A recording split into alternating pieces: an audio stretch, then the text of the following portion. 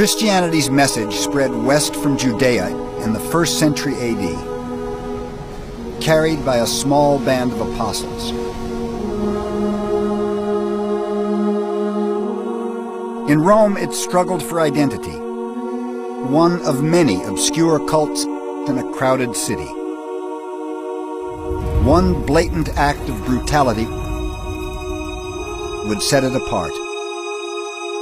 In 64 AD, the Emperor Nero publicly massacred hundreds of Christians in Rome, blaming them for a fire they didn't start.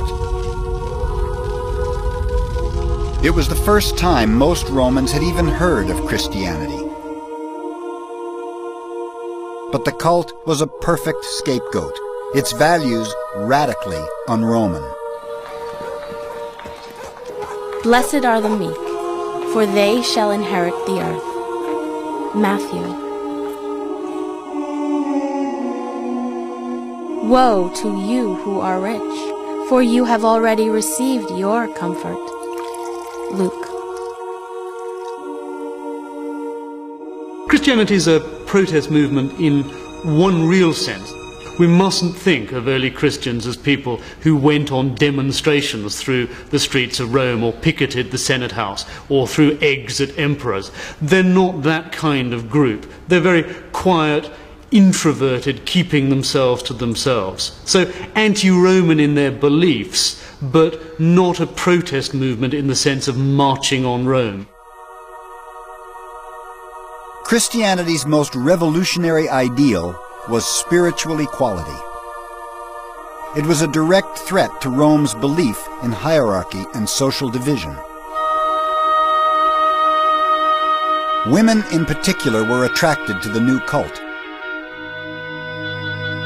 It granted them the independence they'd been denied by Roman society. The only public position of power and prestige open to a Roman woman was as a Vestal Virgin. Rome's 6 Vestal Virgins attended all important state events. But their principal duty was to look after the sacred fire of Vesta, the Roman goddess of the hearth.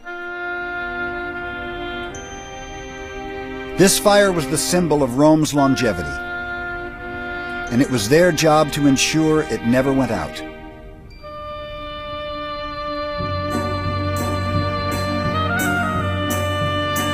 Vestal Virgins were highly respected and lived well, yet their public honors had a price. Vestal Virgins took a vow of chastity when they entered the order at an early age. If one of them broke that vow, the punishment was fierce and final. She was locked in an underground room. The windows were covered, and she was slowly buried alive.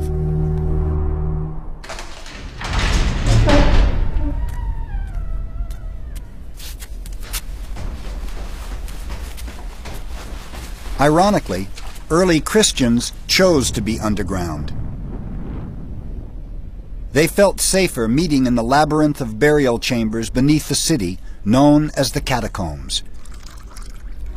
Here, women participated in the ritual of communion on an equal footing with men. This shocked pagan Rome and gave rise to scandalous rumors.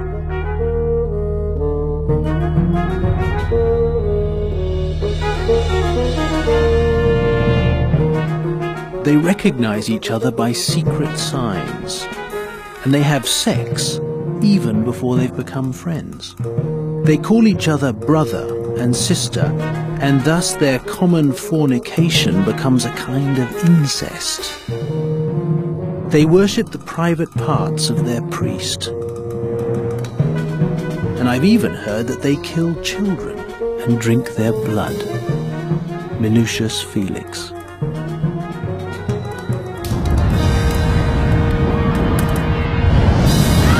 Precisely the same accusations would be used by Christians to condemn witches in later centuries.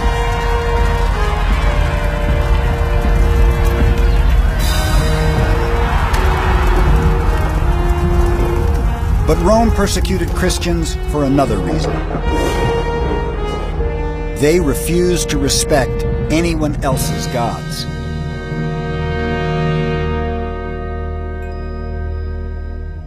For there is only one God, and one mediator between God and men, the man Jesus Christ. 1 Timothy. They couldn't absorb Christianity because it will not allow you to sacrifice to other gods. In particular, Christianity involves the rejection of the cult of the emperor. And because the cult of the emperor is virtually the only way in which the whole empire can express its unity, this is very disruptive. At first, the Roman state tried hard to ignore the conflict.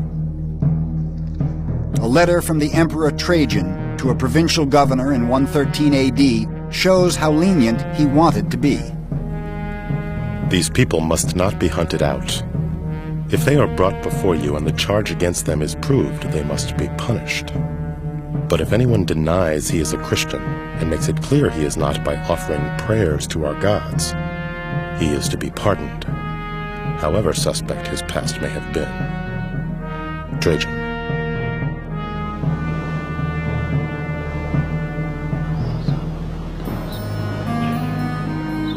Trajan was wise in his restraint. Rome's previous attempts at social repression had backfired. In 19 BC, the Emperor Augustus embarked on a program of brutal moral reform. He feared that the Roman aristocracy, decimated by recent civil wars, was dying out. His solution was to persuade Roman families to produce pure Roman babies quickly. Adultery was made a capital crime, punishable by exile or death. Romans openly mocked his moral crusade.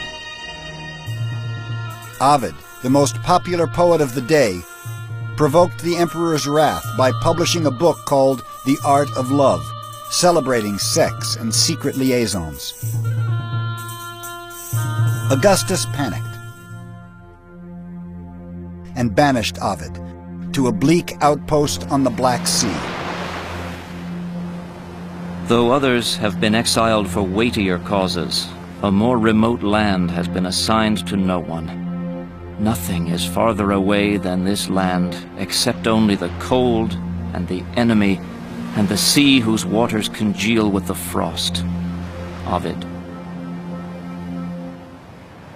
Ovid died there 10 years later, still dreaming of Rome.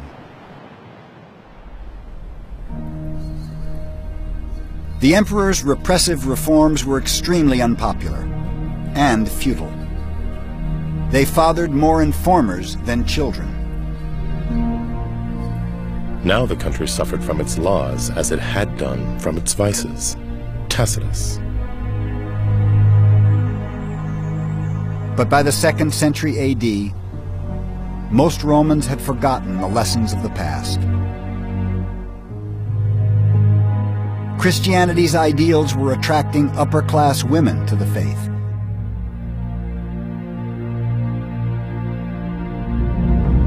Their refusal to perform public sacrifices to the emperor threatened the male elite. Their response was highly controversial. Its severity still debated today.